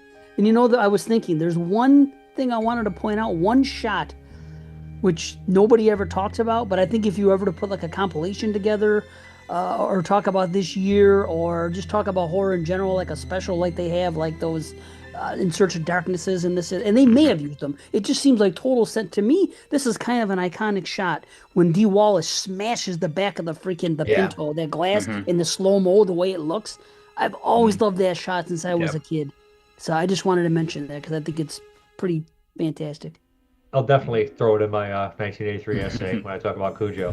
Okay. I like the shot when the dog walks out from under the porch and it does that like twitch. It's in the clip in there too. I really like that shot. Or the point of view, it's from the trailer when the guy's like, I don't give a shit. He's a Cujo when he sees him walking. Because can you imagine seeing a dog that you know really well just foaming at the mouth? You'd be like, oh no, Yeah, you'd be terrified. He's going for the gun and breaks down the screen door. That scene's good. It's not gratuitous. The movie's not incredibly gory. It is violent, No, though. Just not true. gratuitous, if that makes Would sense. you have enjoyed it more if it were? Like if these kills No. were like the kill of Doesn't make a like difference. Suspiria or No. Beyond, the dog kills in those movies. Probably Would you not. prefer it? Probably not. No. I'd say I it don't was more think it effective works. seeing the after effects. True. Mhm. Yeah, I wrestle with it because I love gore. So Yeah. but I do wrestle with it, and I appreciate what you're saying too, and the presentation of it. The build-up is great. You know what I mean? For Yeah. just every kill you see, it has a great lead up. But then when the punchline hits, me being the gore hound, I want to see gore, but I also understand what you're saying. I think it would have to be quick. Like, you don't linger on it. It would have to be very quick, like a finger gets snapped off and then it's gone. You barely even register what you saw. It can't be like, a Sam Peckinpah movie where it slows it down to make the violence seem like it's horrible. Like you live in the violence for a minute, and then or something like even Fulci with the dog attacks and the Beyond, like it ripped their ear off for like 10 minutes. Like that's great in the Fulci surreal, like dreamlike quality, but I think that Cujo lives in reality, right? Yeah. True. Yeah, good point. But we'll never know because we didn't see it. But I wouldn't hate the movie otherwise, Yeah. All right. No. Before we get out of here, just something real quick. So all you guys have to say is which one you like better. You don't have to go in depth. Just name the title of the film you like better. And we'll go Z, Garrett, J, because that's the way the thing is. So is Cujo better? This is a ripoff from a show that I listened to. What is it? I can't think of the show. I always forget the name of the show, but it's a great podcast I listen to. I'm just getting old. Is Cujo better or worse than Dogs 76? Better. Cujo, yeah, better. Better. Jay? I Yeah, agree. better. Zoltan, Hound of Dracula, which is one that I have not seen from 77. Also have not seen it. So I haven't seen it either, so I'd probably have to go Cujo. Yeah. Haven't seen it. Cujo. Nobody's seen Zoltan, Hound of Dracula. We got to turn in our horror cards, guys. I have it.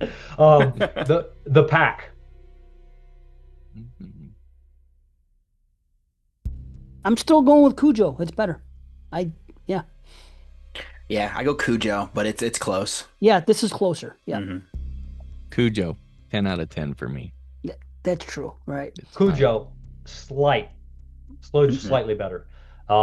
Madhouse, which is not, it's a slasher with a killer dog in it. Ooh. Oh man, I do love Madhouse. I don't know, this last view, I got to stick with Cujo. Cujo's better. Yeah, I'm going Cujo. And that's you're talking is that the Vincent Price No, Madhouse? this Different is one's okay. from 81. This is like a Italian slasher. I haven't seen it, but I'm still saying Cujo. I really like Madhouse, but I Cujo's a better movie. I don't know if I like it better. Let's leave it like that. You know what I mean? That's fair. Yeah. White Dog.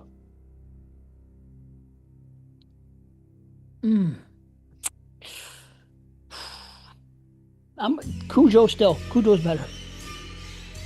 Yeah, I think I'm gonna go Cujo as well. Cujo. Fine. I think Cujo's a better horror movie. I don't know if White Dog's even a horror movie. I think it is and it isn't. You know what I mean? Yeah. That's tough. I don't even want to make that call. That's a stupid call. I'm not doing it. Because I think one's a better horror movie. I think one's, and these other ones, they have no chance. Dogs of Hell, Play Dead, Monster Dog. Yeah. None I've of not those are seen better them. than Cujo. I can't say. None of them. So bottom line, what's better dog movie than Cujo? Is that what you're getting at? There's not. Yeah. I mean, it's the Jaws of dog movies for me. I mean, it's in my top 10 all-time favorites, and also the best siege narrative movie. Yeah, I can't top Cujo yet. I got Night of the Living Dead as my best siege narrative, if you count that. That's the one I'd put as best siege. Yeah. That one even has a little siege narrative, a Cujo-like siege narrative in the car in the beginning with the Bill Heinzman graveyard cemetery zombie. Car horror is actually scarier. Like being trapped in a car, like that's terrifying. Like, have you guys ever seen The Appointment, the 1982 movie with Edward Woodward? I don't think so. It features a really terrifying car accident where he's predominantly trapped in this car, and it's really scary. The last killer dog movie I think worth mentioning. I know Man's Best Friend's not going to beat it. We're going to keep, but Baxter. You guys seen that one? It's the French one. It's like I did see it and I liked it. What was it from like '89? Yeah, Le Baxter. He's like this French dog, and you get like his inner monologue, and he's like a serial killer. He's like, I hate people.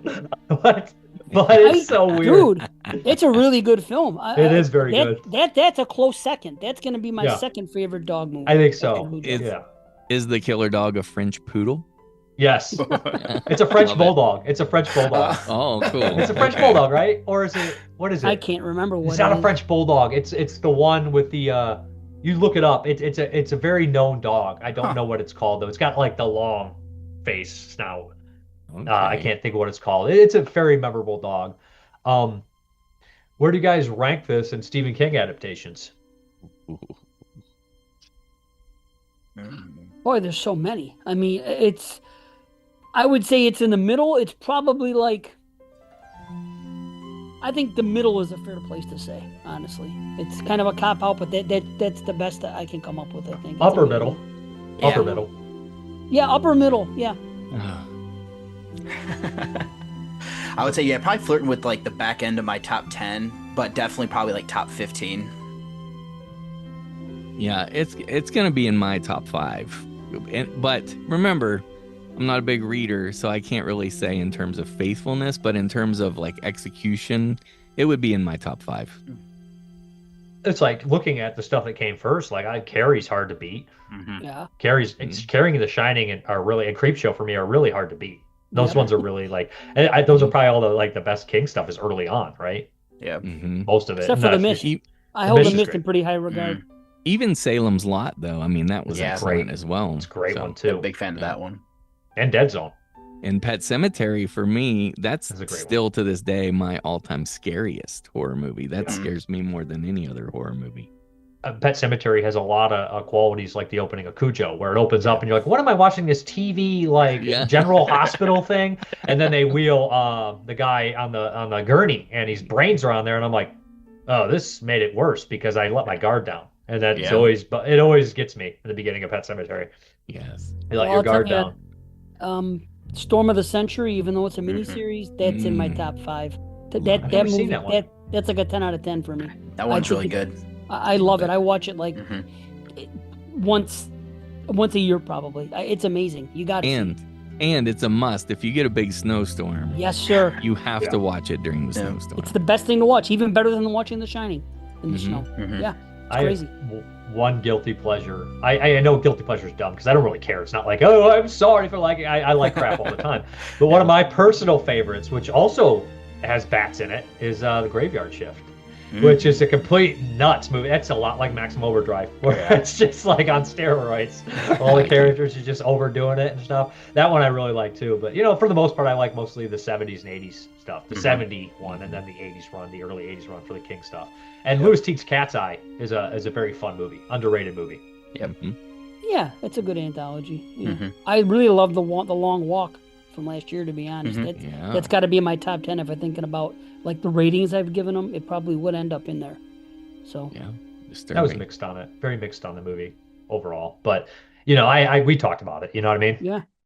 And I'm also a hater. Maybe I'll come back 5 years and like it. That's what the new movies. You never know what you're going to feel like in 5 years. These old ones you watch and they're where they were.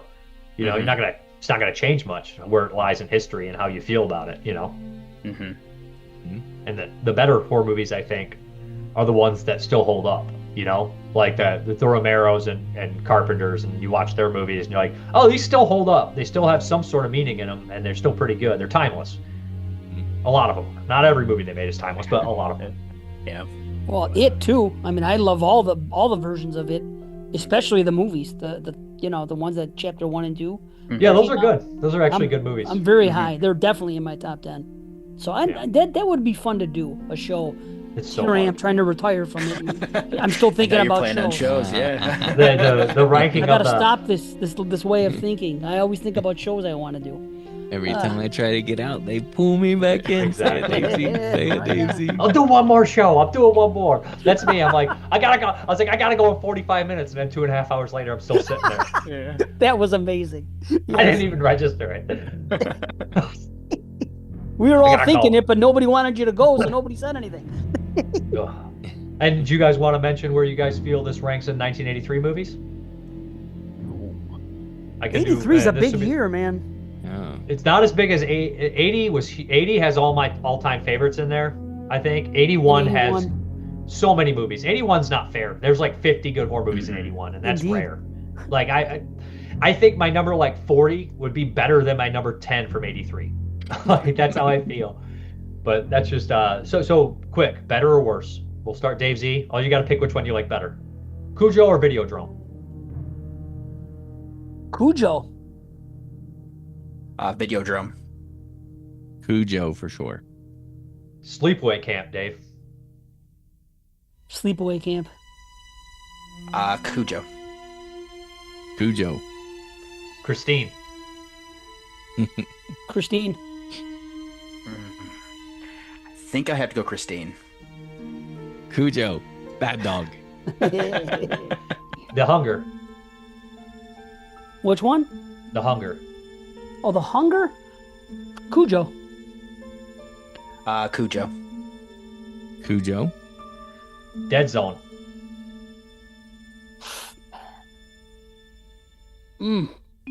This is the closest one. I'll still go with the Dead Zone. I'll go with Dead Zone. It's the closest one, though. Yeah, that's same for me. It's very close, but I have to give a slight nod to Dead Zone. Cujo. Always. Angst. Cujo. Yeah, Cujo. Cujo. Very I mean, different Angst- movies. Yeah, rewatching Angst like 6 or 7 times. Psycho 2. Oh, Psycho 2, no question. Oh. I think I have to go Psycho too. Still, see, the thing is, Cujo's in my top 10. Psycho 2's not. I'm gonna have to say Cujo. Yeah.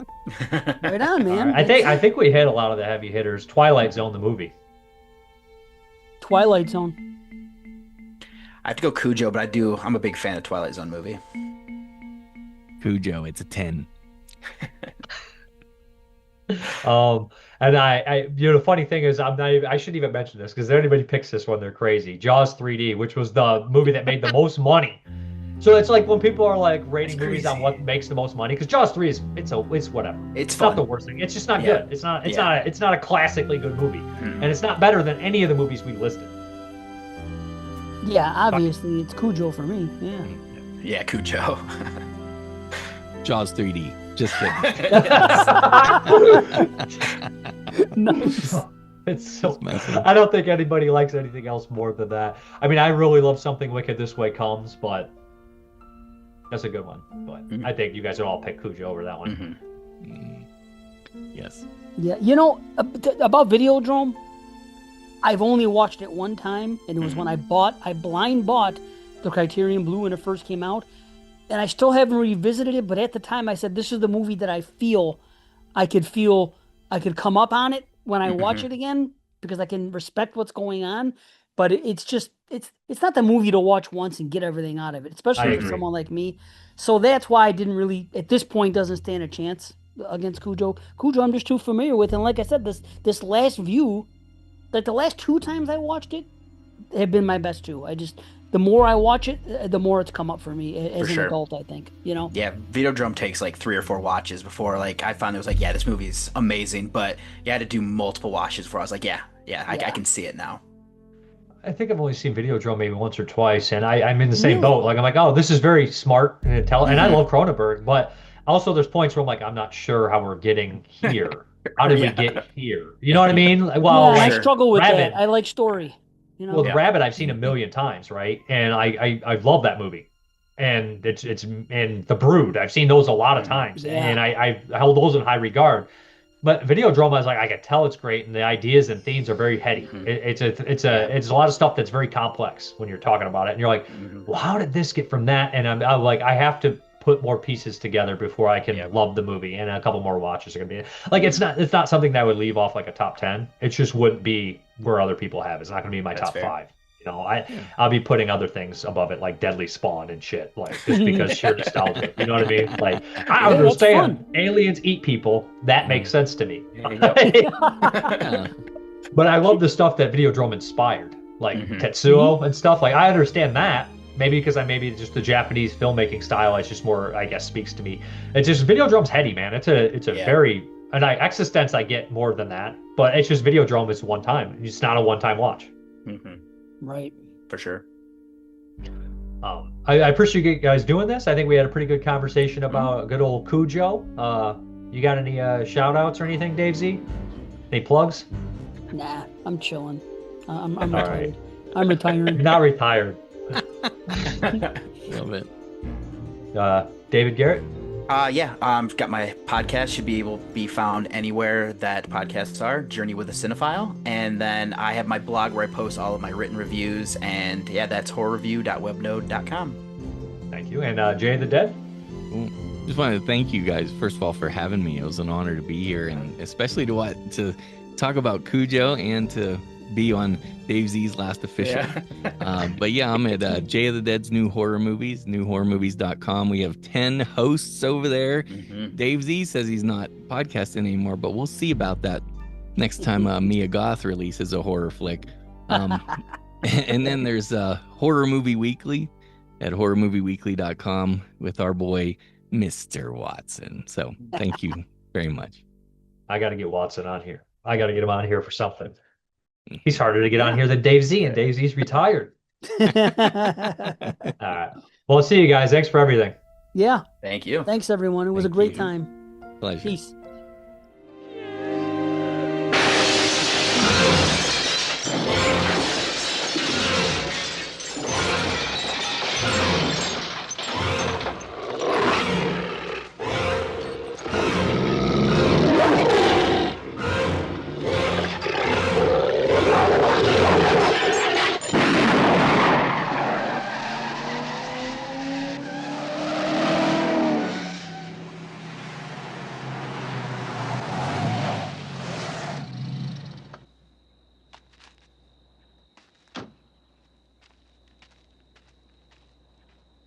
Donna?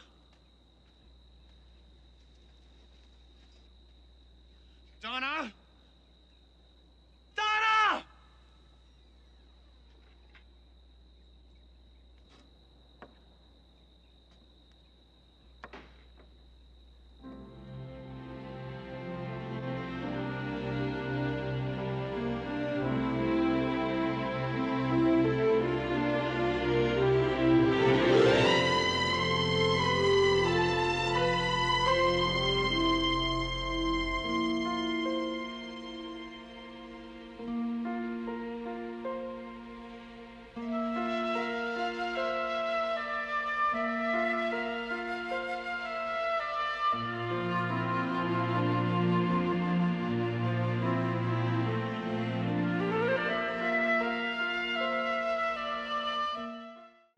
Come on! I don't give a shit!